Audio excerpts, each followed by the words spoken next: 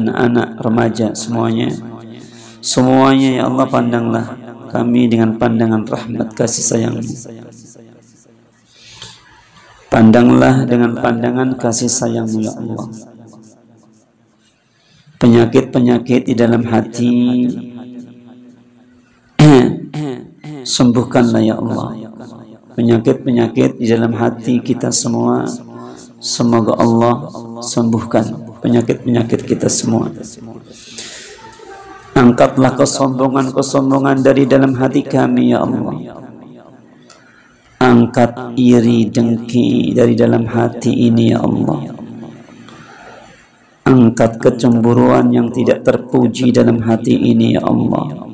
Angkat ujub, angkat riya, angkat sum'ah, angkat keinginan pamer-pamer, angkat su'udon, buruk sangka dalam hati.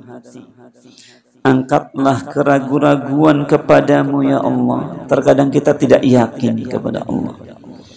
Kita lebih yakin kepada kerjaan-kerjaan kita. Kita lebih yakin kepada kekuatan tenaga-tenaga kita. Akan tetapi kita tidak yakin kepada Allah Subhanahu wa ta'ala. Angkatlah keraguan-keraguan kepada baginda Nabi besar kita Muhammad sallallahu alaihi wasallam. Terkadang kita tidak yakin akan janji-janji Rasulullah sallallahu alaihi wasallam yang kita mengaku sebagai umatnya, yang padahal apa yang dikabarkan oleh Nabi kita Muhammad, maka hendaklah kita membenarkannya. Apa yang diperintahkan oleh Rasulullah, kita juga mengerjakannya, dan apa yang dilarang maka juga kita meninggalkannya. Ya, nanti ditanya ya, nanti anak-anak ditanya apa yang disampaikan, nanti ditanya ya, dengarkan baik-baik. Ya. Semoga Allah Subhanahu wa ta'ala di sore hari di bulan Ramadan, hari ke-11 ini, semoga Allah Subhanahu wa ta'ala angkat kebencian-kebencian di dalam hati kami semua. Angkat ya Allah kebencian di dalam hati kami kepada yang tidak semestinya kita harus benci. Kadang masalah urusan hati ini sulitnya. Kadang lebih mudah terbawa arus. Akhirnya timbullah penyakit-penyakit dan seterusnya. Kemudian ya Allah angkatlah ya, angkatlah hati kami ataupun seluruh penyakit-penyakit yang ada dalam hati kami. Pandanglah kami ya Allah dengan pandangan kasih sayang-Mu. Lihatlah kami ya Allah, tataplah kami ya Allah dengan tatapan rahmat kasih sayang-Mu. Hapuskanlah segenap semua dosa-dosa ya Allah. Karena kata Nabi sallallahu alaihi wasallam, dosa itu akan membuat hati itu legam. Makanya kata Nabi itu hati itu terbagi menjadi dua. Apa namanya Dika? Sini Dika, maju depan. Hati itu terbagi menjadi dua.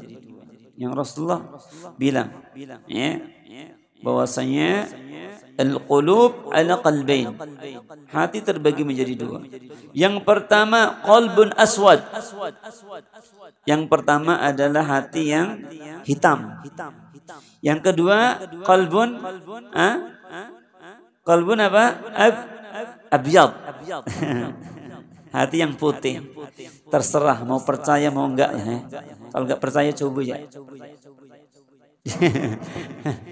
Kalau enggak percaya coba ya dibuka. Jadi kata Rasulullah, ya, hati itu terbagi menjadi dua. Ada qalbun aswad wa qalbun abyad. Ada hati yang hitam, ada hati yang putih. Ya.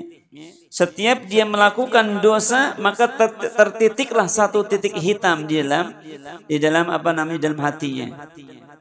Memang benar nih. Coba orang yang surbud dukhan dicek nih. Hitam ini, hangus. Kalau di rongsen itu, mengerikan tuh. Gosong kan? Habis kan? Ya, seperti itu. Jadi setiap orang melakukan dosa, maka akan tertitik hatinya satu titik hitam. Nanti berbuat dosa lagi tertitik, nanti titik itu ya lama-lama akan menutupi ruang hati. Kalau sudah menutupi ruang hati, ya sulit disembuhkannya. Karena sudah kronis. Yang Allah katakan fi qulubihim maradun fazadahumullahu maradun. Ya, hati sudah ada penyakitan. Ya udah. Fazadahumullahu maradun. Ditambah lagi penyakit-penyakitnya.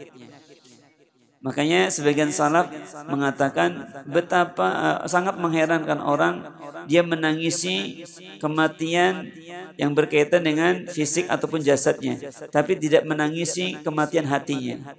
Padahal kalau matinya jasad, stroke misalnya, contoh misalnya, apakah sakit stroke itu menyebabkan masuk neraka? Nanti sakit kepala, sakit fisik masuk neraka misalnya, susah hidup. Enggak. Kalau sakit badan enggak menyebabkan masuk neraka. Tapi kalau penyakit hati, masuk neraka. Apa penyakit hati? Sombong, ujub, iri, dengki, ya. Kemudian benci. Ini bisa mengantarkan kepada neraka, menyebabkan masuk neraka. Ya. Jadi setiap kali melakukan dosa, maka tertitik dengan noda hitam. Ya. Makanya hati yang hitam itu adalah seperti apa? Seperti marbu'an kalkuzi mujahhiyan, seperti gayung yang tertelungkup. Kalau hati yang sudah dipenuhi dengan dosa-dosa dan dosa jauh daripada Allah Subhanahu wa taala, ya. Itu nanti bagaikan apa? Bagaikan gayung yang tertelungkup. Jadi antum kalau mandi kebalik gayungnya, nyiduk air, dapat gak? Ya nggak dapat sampai hari kiamat. Apa pula ini nggak dapat lagi? Ya nggak bisa. Itu gambaran, itu Rasulullah memberikan gambaran itu hati yang sudah hitam legam macam gitu. Jadi macam gayung yang terbalik. Jadi kalau mau nyiduk air tak ada manfaatnya, nggak bisa. Ya, tidak bisa nampung air. Sulit, ya. Dan sulit akan menerima hidayah. Sulit akan menerima petunjuk, sulit akan menerima nasihat, sulit akan menerima kebaikan-kebaikan, sulit. Karena sudah enggak siap, emang enggak siap menerima sama sekali.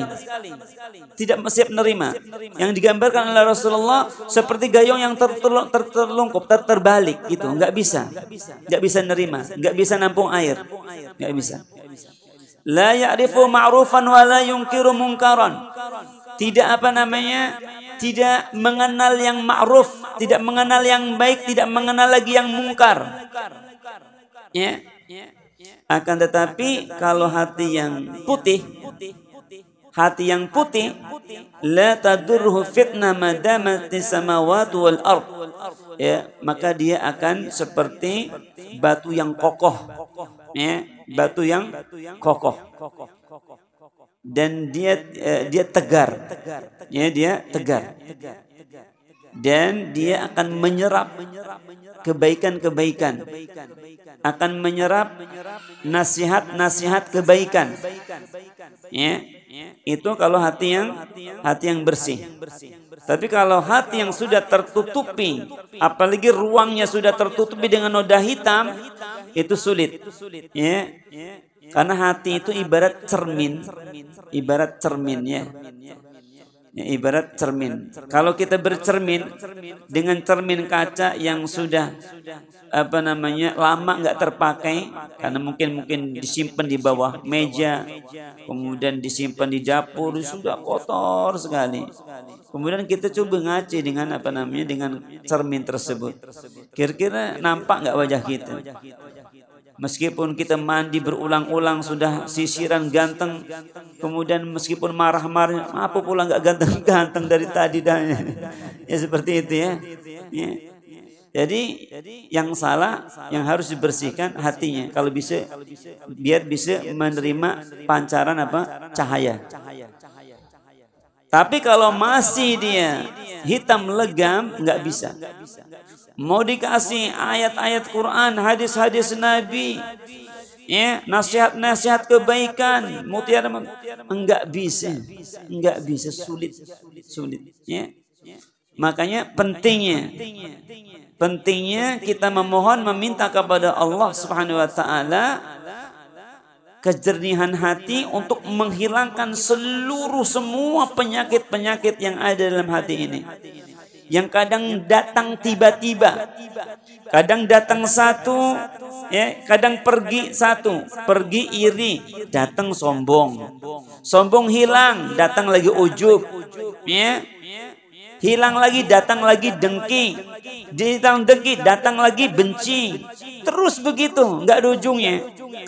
Kalau dipelihara, makanya obatnya sibukkan dengan Quran, sibukkan dengan Al-Quran, sibukkan dengan zikir-zikir, sibukkan dengan doa-doa, sibukkan dengan doa-doa, sibukkan dengan apa namanya, dengan ibadah, karena di dalam menggunakan waktu imam ada dua kemungkinan, ya, nggak ada pilihan antara keduanya, nggak ada pilihan di antara keduanya, hanya ada dua pilihan saja. Jika waktu kita digunakan untuk beribadah jika waktu kita tidak digunakan untuk beribadah kepada Allah, pasti waktu tersebut akan digunakan untuk yang apa namanya, melakukan apa, dosa dan maksiat di dalam itu, pasti. Makanya nggak boleh kita sepi daripada amal ketaatan, nggak boleh. Karena sekali kita sepi dari amal ketaatan, pasti akan datang apa, amal keburukan. Makanya kata Allah Subhanahu wa taala, ja'al haq wa zahaqal batil. Istiqomah di atas kebaikan, kebatilan akan sirna. Kebatilan akan minggir. Tapi kalau kita tidak mendatangkan kebaikan, tidak mendatangkan amal soleh, yang datang apa? Yaudah, yang datang apa? Berbagai macam apa namanya, penyakit menghinggapi diri, ya, penyakit hati, ya, yang membuat kerasnya hati kita.